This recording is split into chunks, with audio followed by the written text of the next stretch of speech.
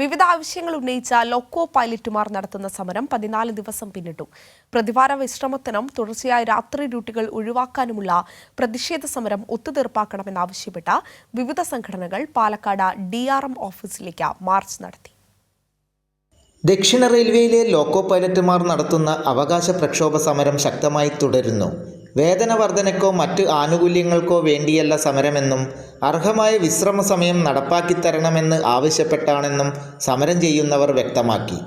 ആഴ്ചയിലുള്ള വിശ്രമം 46 മണിക്കൂറാക്കണമെന്നും തുടർച്ചയായ രാത്രി ഡ്യൂട്ടി ഒഴിവാക്കണമെന്നുമാണ് സമരക്കാരുടെ ആവശ്യം. സമരക്കാരുടെ ആവശ്യങ്ങൾ അംഗീകരിക്കുന്നതുവരെ സമരശക്തമായി തുടരുമെന്ന് നേതാക്കൾ വ്യക്തമാക്കി.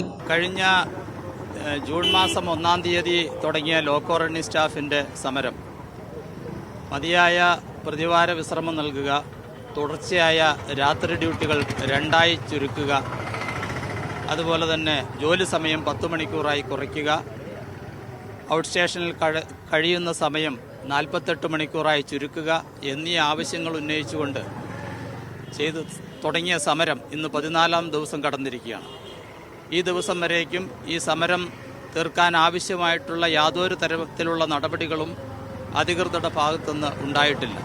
അതുകൊണ്ട് തന്നെ ഈ സമരം ശക്തമായി തുടരാൻ തന്നെയാണ് all India loco running staff അസോസിയേഷൻ്റെ സൗത്ത് സോൺ കമ്മിറ്റി തീരുമാനിച്ചിട്ടുള്ളത്. ലോക്കോ പൈലറ്റുമാരുടെ സമരത്തിന് ഐക്യദാർഢ്യം പ്രഖ്യാപിച്ച് വിവിധ സംഘടനകളുടെ നേതൃത്വത്തിൽ പാലക്കാട് റെയിൽവേ ഡിവിഷൻ ഓഫീസിലേക്ക് മാർച്ച് നടത്തി. ജീവനക്കാർ ഉന്നയിക്കുന്ന ന്യായമായ ആവശ്യങ്ങൾ റെയിൽവേ അംഗീകരിക്കണമെന്ന് ആവശ്യപ്പെട്ടായിരുന്നു മാർച്ച്. കൈരളി ന്യൂസ്, പാലക്കാട്.